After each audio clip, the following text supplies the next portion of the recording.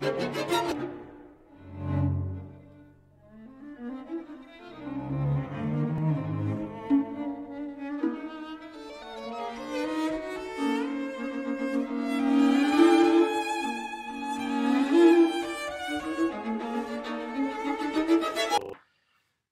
à tous. Alors, l'Esprit Saint ayant été répandu à profusion sur l'immensité du monde, comme le disait l'oraison de Pentecôte, on va pouvoir s'attaquer à des choses bien intéressantes sur autrui.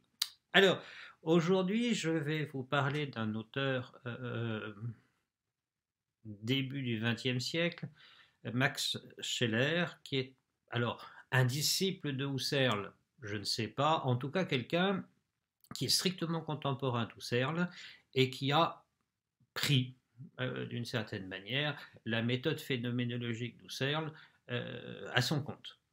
Alors, il a mauvaise presse, mais ça ne nous intéresse pas du tout. Pourquoi est-ce qu'on regarde Max Scheler? Eh bien, parce que nous allons retrouver demain notre petit camarade Heidegger pour de nouvelles aventures. Et Heidegger, dans une note de bas de page, fait référence à Max Scheler. Alors c'est toujours intéressant ça. Je vais donc essayer de nous faire entrer dans une nouvelle perspective qui est celle de Scheler. Alors je vous ai donné deux textes dans nos deux canaux informatiques habituels. Un qui est à la fin et un qui est en milieu de volume. Alors, on va commencer par la fin. Oui, parce que c'est toujours plutôt intelligent de regarder où l'auteur en arrive pour faire le chemin inverse et voir ce qu'il y avait dedans. Alors, à la fin, que se passe-t-il? Ça, c'est le deuxième texte, donc. Je vais vous lire un extrait juste avant. Si mon corps m'apparaît comme m'appartenant à moi, et un corps extérieur à moi comme appartenant à autrui, c'est parce que je sais qu'aussi bien mon moi que mon corps, mon individualité corporelle et mon individualité psychique appartiennent à la même personne concrète, indivisible. C'est grâce à ce sentiment que j'ai que le moi et le corps appartiennent à la même personne indivisible, que l'un et l'autre reçoivent le cachet d'une individualité irréductible. Alors ça, c'est très important, cette notion, c'est Scheler, d'individualité irréductible. Qu'est-ce qui va se passer? Eh bien, il va se passer que Scheler, prenant à son compte la phénoménologie, va percevoir, d'une certaine manière, que la manière dont je me comprends moi-même n'est pas la règle pour comprendre autrui, mais il va comprendre ça d'une manière tout à fait étonnante à travers justement cette notion d'individualité irréductible. Je suis pour moi-même, je me sais moi-même une personne, puisque Scheler emploie le terme, je me sais moi-même une personne, c'est-à-dire une entité, une réalité, qui ne peut pas être irremplaçable, unique, etc., etc. Et à quoi ai-je affaire? Eh bien, j'ai affaire à des corps. Et je sais que mon corps n'est que l'expression de cette individualité. Et lorsque je rencontre autrui, c'est un corps que je rencontre. On a déjà vu ça avec Husserl. Oui, parenthèse, le texte dont je parle, qui est la deuxième édition c'est chez Scheler, date exactement de la même année que les méditations cartésiennes d'Husserl. Donc les deux sont strictement contemporains. Si j'atteins, mais ça c'est mon expérience sensible, on va dire, si j'ai affaire à des corps, j'ai aussi, et c'est là l'idée l'idée de Scheller, j'ai aussi affaire à des individualités réductibles. Je ne peux pas effacer cette notion d'individualité irréductible. Alors, à ce moment-là, Scheller va se poser une question et on va retrouver de manière subreptice, mais pas tant que ça, parce que Saint-Augustin a beaucoup irrigué de manière très souterraine les débuts de la phénoménologie. On va retrouver l'idée de Saint-Augustin qu'on avait vue, à savoir, est-ce qu'il y a ce que Scheller nomme dans le texte que je vous ai donné un substratum réel? Est-ce qu'il y a par-dessous, par derrière, vous employez métaphore spatiale que vous voulez, est-ce qu'il y a une réalité subsistante que je vais appeler le moi? Et puis ce moi, ma foi, il serait le sujet d'attribution d'un certain nombre de sensations, de pensées, de mémoire, de volonté, etc., etc. Vous voyez, j'attribue à ce moi, caché toujours, que je n'atteins jamais en direct, je lui attribue un certain nombre de choses. Et Saint-Augustin nous avait mis en garde, nous avait dit non. Non, il n'y a pas cette espèce de réalité cachée à laquelle on devrait attribuer des pensées, des volitions. Je suis mes pensées, je suis ma volonté, je suis mes désirs, je suis mon corps, je suis mes affects. Vous voyez, il n'y a pas d'arrière-plan, on va dire, chez Saint-Augustin. Eh bien, Max Scheller va redécouvrir ça. En se posant la question, y aurait-il un substratum réel derrière tout ça? Si je suis une individualité absolue, on va dire, si je suis ça, je ne peux pas penser, et c'est ça l'astuce, je ne peux pas penser à un substratum. Je ne peux pas penser à un hypokaimenon, je ne peux pas penser à un subjectum, on va parler chinois tant qu'on veut, je ne peux pas penser qu'il y aurait quelque chose que j'appelle moi, à quoi ou à qui j'attribuerais mon flux de conscience, pour parler comme Husserl. On retrouvera ça demain avec Heidegger, je vous signale. Et donc, résultat des courses, chez Scheller, l'homme, cela veut dire, l'homme vit tout d'abord, principalement, dans les autres, et non en lui-même. Comment peut-on en arriver là? C'est quand même assez étonnant, vivre dans les autres. Alors, comprenez que si j'ai un substratum, si je suis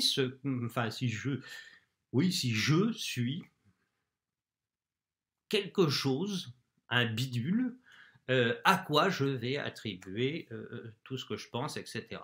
Le problème, c'est que la majeure partie du temps, je pense ce que pense tout le monde. Il faut être clair. Je pense ce que pense tout le monde, je crois ce que croit tout le monde. Ça s'appelle l'air ambiant. Je respire un certain air au XXIe siècle, et au XXIe siècle, tout le monde pense que. Et moi, je pense que. Donc ça signifie, et nous allons retrouver le premier texte dans votre... dans les extraits que je vous ai communiqués, ça signifie que, d'une certaine manière, il va falloir que je coordonne, et ça c'est pas facile, il va falloir que je coordonne le fait que je suis une individualité absolue, mais que, ou en même temps, tout ce que je pense, tout ce que je crois, tout ce que je désire, etc., c'est exactement la même chose que ce que pense, ce que croit, ce que désire tout le monde. Il y a une espèce de, comment dirais-je, d'illusion narcissique. Oui, non, je ne fais pas du Freud à 3 sous la ligne. Alors, on va parler avec d'autres termes. Le solipsisme est une illusion, on va dire ça comme ça. Le solipsisme est l'illusion de croire que ma pensée, mes idées, même mon désir d'ailleurs, ma volonté, etc., sont absolument uniques et se différencient de tout le monde. Eh bien, Scheller nous dit, c'est exactement l'inverse. C'est exactement l'inverse. Nous existons, je répète la phrase, l'homme vit tout d'abord, mais quand il dit tout d'abord, c'est pas une question de temps, hein. C'est une question de structure fondamentale de notre vie. Nous existons principalement dans les autres et non en nous-mêmes. La majeure partie du temps, eh bien, nous sommes des moutons de Panurge. Ben oui, c'est triste à dire, mais c'est comme ça. La majeure partie du temps, nous pensons ce que pense tout le monde. Nous croyons ce que croit tout le monde. Ça, c'est complètement évident. Que va-t-on faire de ça? Eh bien, on va faire de ça la ligne de démarcation, on va dire, entre cette individualité absolue et ce que Scheller va nommer la personne. Et donc, on va pouvoir comprendre, du point de vue d'autrui, parce que c'est quand même ça qui nous intéresse, on va pouvoir comprendre qu'il y a d'abord ce que Scheller, décidément je ne vois pas pourquoi Hegel, je ne vois pas ce qu'il va faire là-dedans, ce que Scheller nomme la sympathie. Alors, cette notion de sympathie, vous enlevez tout de suite de votre tête tout ce que peuvent en penser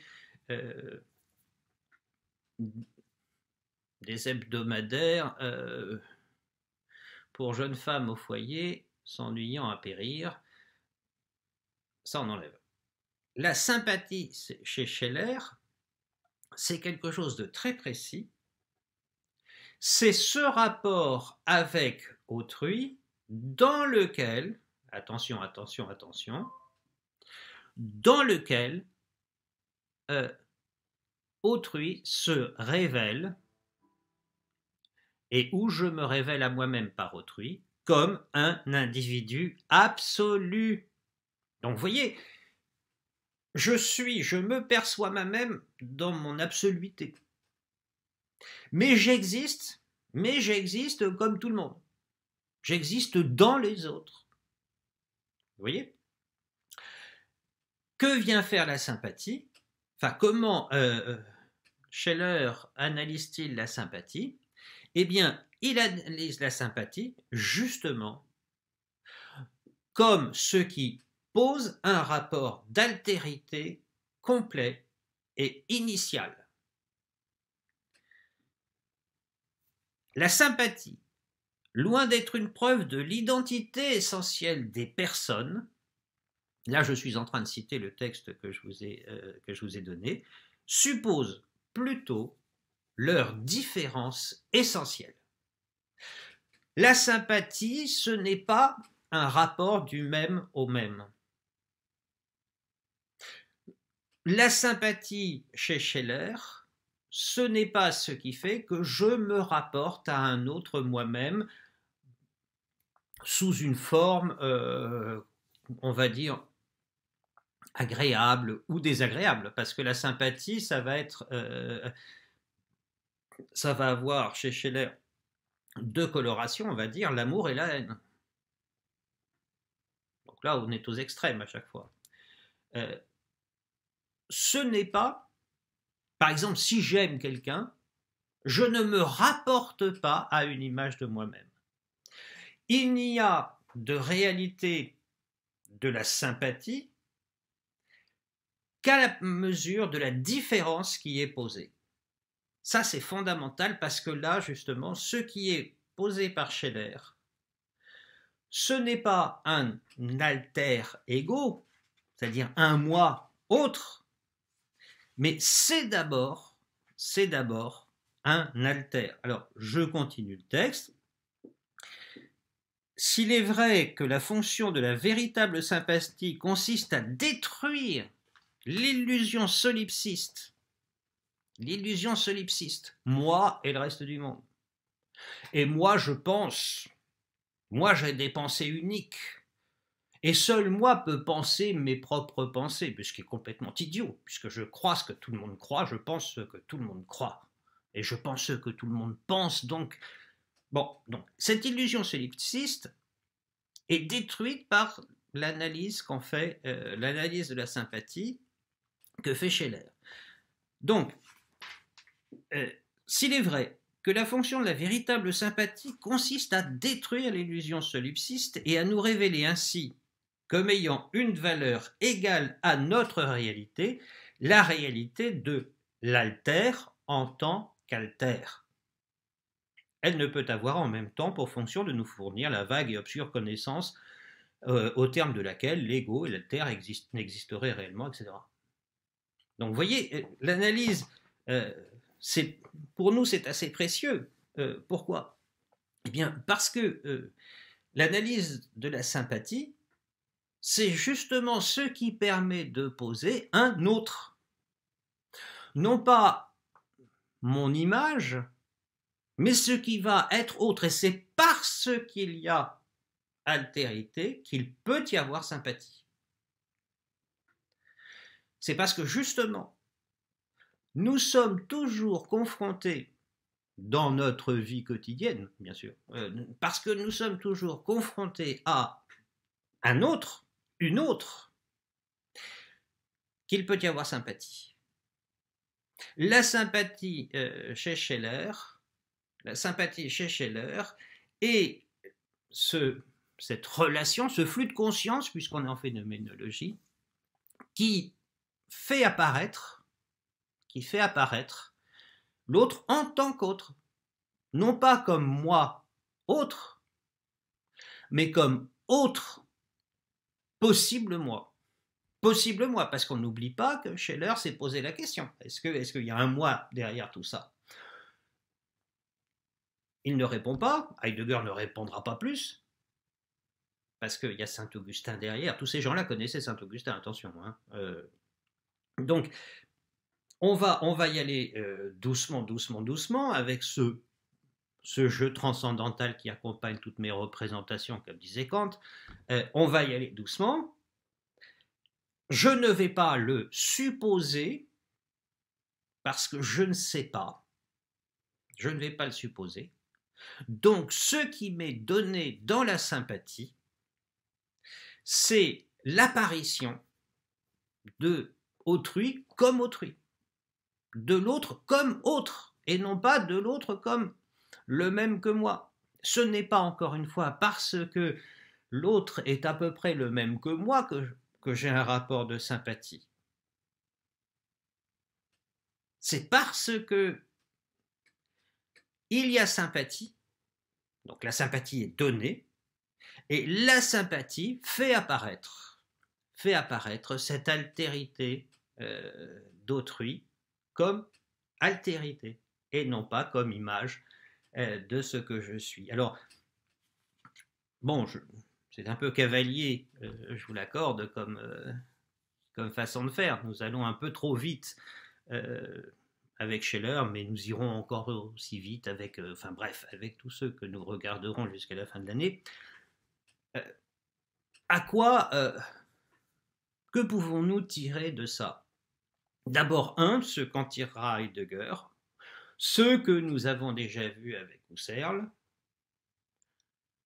nous ne vivons pas sur une île déserte. Alors je ne cesse de répéter ça, mais on a l'impression, mais c'est une espèce de tropisme, c'est ce que Scheller appelle l'illusion solipsiste.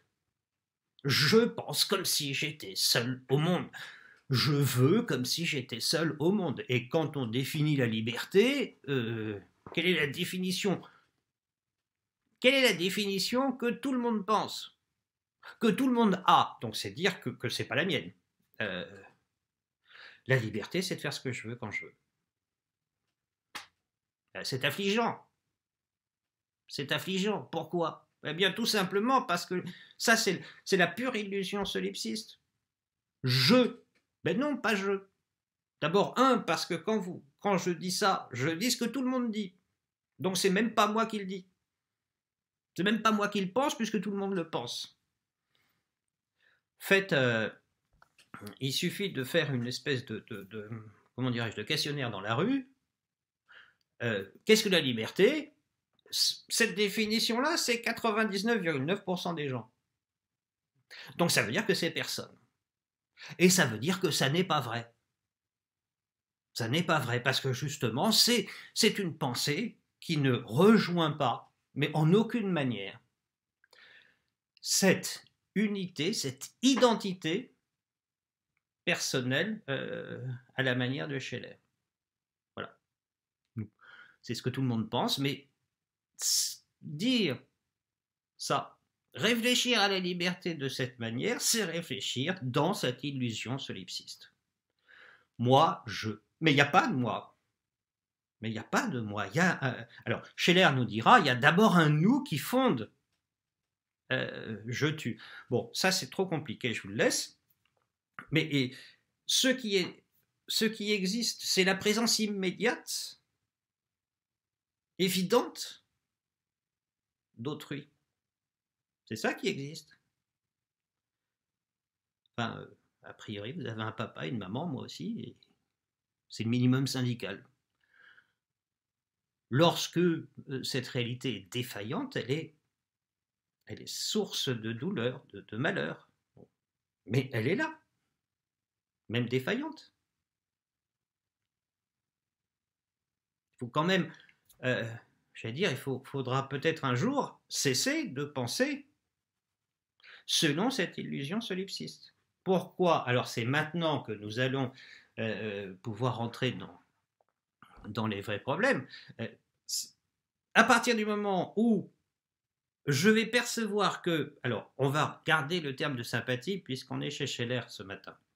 À partir du moment où je vais comprendre que la sympathie est une structure de la condition humaine, on va dire, et que cette structure de la condition humaine laisse apparaître, permet l'apparition d'autrui, la donation d'autrui comme autrui, et pas comme un moi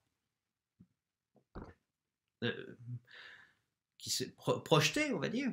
Alors, à ce moment-là, nous allons pouvoir peut-être fonder une véritable éthique et nous allons pouvoir peut-être réfléchir de manière juste, pas plus que ça, mais au moins juste, à ce que peut signifier la liberté. La liberté va se jouer justement dans la sympathie, c'est une forme, on peut dire ça comme ça si on est schellérien, la liberté va être une forme très particulière, très précise de la sympathie.